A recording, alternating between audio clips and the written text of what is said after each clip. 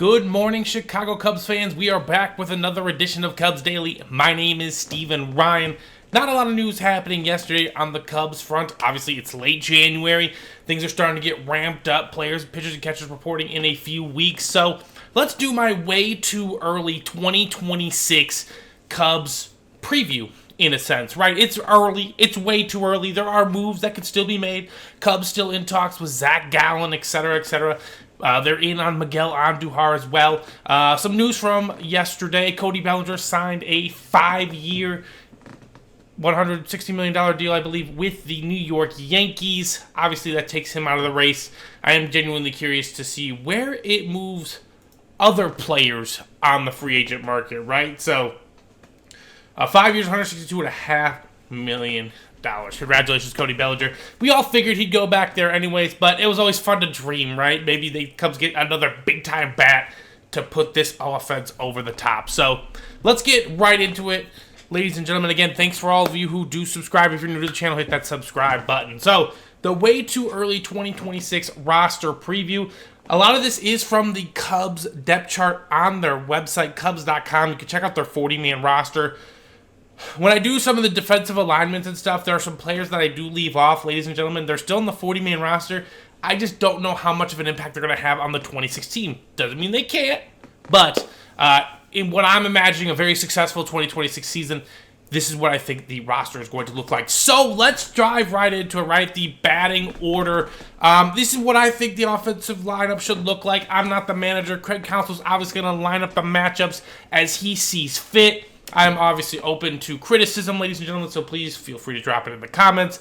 But this is just what my own eyes do see. So against right-handed batters, ladies and gentlemen, this is what I think the lineup's going to be. You got to lead off Michael Busch. He's an absolutely incredible offensive talent. He definitely needs a lot of ABs in the upcoming season. I want to see Michael Busch there. Obviously, the main bat, Alex Bregman, you got to pair him in there. You got to throw him in front of Seiya Suzuki. I think PCA should get some good at-bats against right-handed pitchers. You know his pop potentially as a eventual superstar maybe, so he needs to get those ABs and those reps. Then I got Nico Hoerner and Ian Happ going. Nico Hoerner, the best bat-to-ball skills on the team as it sits.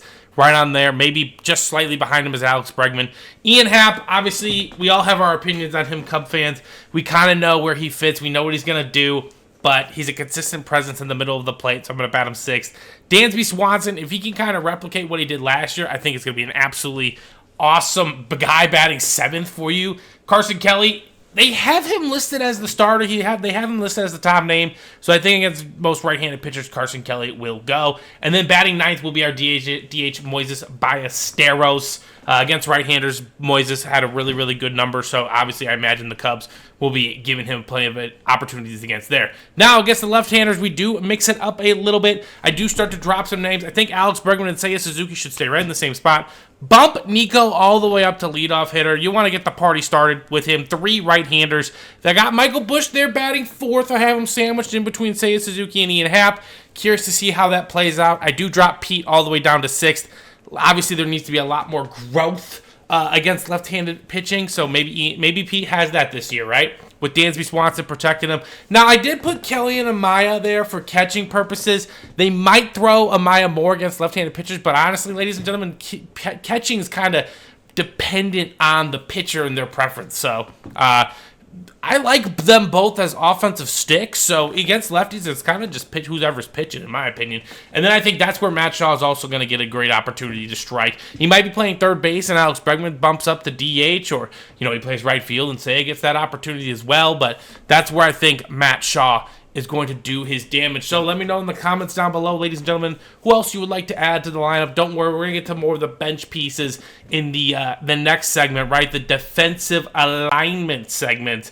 So let's go talk about what I like about how the Cubs maximize all of their talent defensively, right? They kind of, got players that can play multiple positions, and that makes sense. So let's talk about that here in a few moves. We obviously know with the addition of Alex Bregman that Matt Shaw is going to get a lot more opportunities to kind of play multiple positions, right? He was drafted as a shortstop. I don't know how much that's going to stay, but play second base, third base really, really well last year. They even told them, they told him, hey, get your glove ready because you're going to get some opportunities, my friend. So, yeah, this is kind of how I broke it down, ladies and gentlemen. Take a look. Tell me what you think. I don't know how much Matt Shaw is going to be playing in right field. I'm not sure. He might back up Seiya Suzuki in that sense. But we also got to take a look at Kevin Alcantara. I've always been saying that the guy is ultra talented. He's 6'6". He's just got a lot of pop in that bat. I mean, honestly, guys, he might be the transition plan from Seiya Suzuki next year.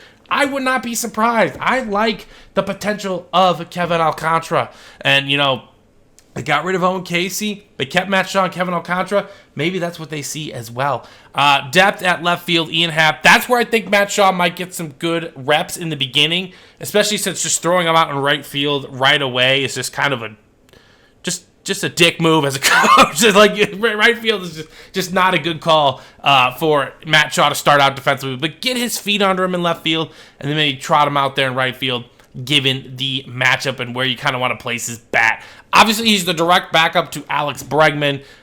They don't have him listed as a shortstop for the on the Cubs 40-man, but I'm putting him there anyways. I do think if the day did come, and maybe Nico or Dansby had to leave the game with an injury, or one was off for the day because it was a rest day or something like that, I think they could slot Matt Shaw in there and he could play short as well. So adding some more defensive depth. Moises Ballesteros is the backup first baseman there in the Chicagoland. That's where Tyler Austin plays, but they brought Tyler Austin to mash those left-handers. And then I wouldn't mind seeing Miguel Amaya get a look there too. I love Miguel Amaya's game. I thought he was developing so nicely last year, and I really wanted to see him healthy all year, because I really think that would have changed a lot of things. I think there would have been a few more wins. I'm not going to say 5 or 6 wins and take over the Central, but there was a lot of wins left on the table because we did not have Miguel Amaya batting where he does in the lineup normally.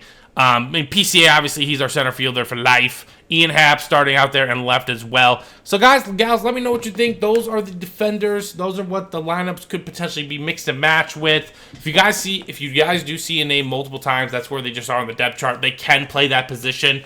They can provide backup if truly needed on that one.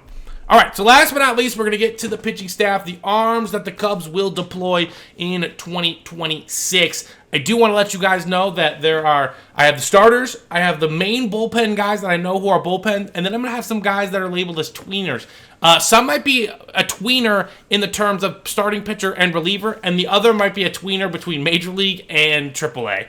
So let's just hop right into it, and there's no need to wait about it anymore. So here are the Cubs that we have on the pitching staff. I'm probably missing someone, of course, but how I think they're going to align the starters: Matt Boyd, Edward Cabrera, Cade Horton, Shota Imanaga, and then Jameson Taillon. I've seen Shota fifth other places.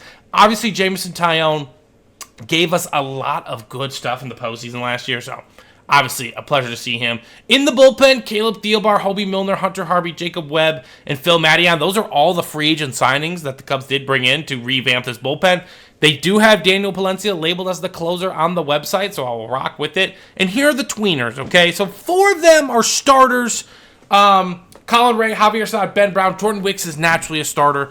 Porter Hodge is the kind of tweener between AAA and in the majors. And same with Jordan Wicks. He's kind of just a tweener in general, right? He's a tweener between AAA and Major Leagues in an emergency situation, but he's also a tweener between a starter and a bullpen arm for the Cubs. So that's kind of what it's going to look like. Now, not all of those guys are going to be on the roster at once, but with the tweeners, they're going to be able to mix and match and play the matchups that they like. And Craig, he loves his matchups, right? He loves crunching those numbers and seeing who's going to be facing who. So I really like this roster, ladies and gentlemen. I think there's a lot of potential. Obviously, they say they're not done. I want to add to it. I would love to add Zach Gallen to that pitching staff. But again, we can only wait and time will tell. But it's only January 21st, so there's still plenty of times to make moves before we all get underway in late March. So that's going to do it for today's edition of Cubs Daily. Again, ladies and gentlemen, if you're new to the channel, hit that subscribe button. We are on the road to 2K. I hope you all have an absolutely fantastic rest of your day, and I'll see you all in the next one.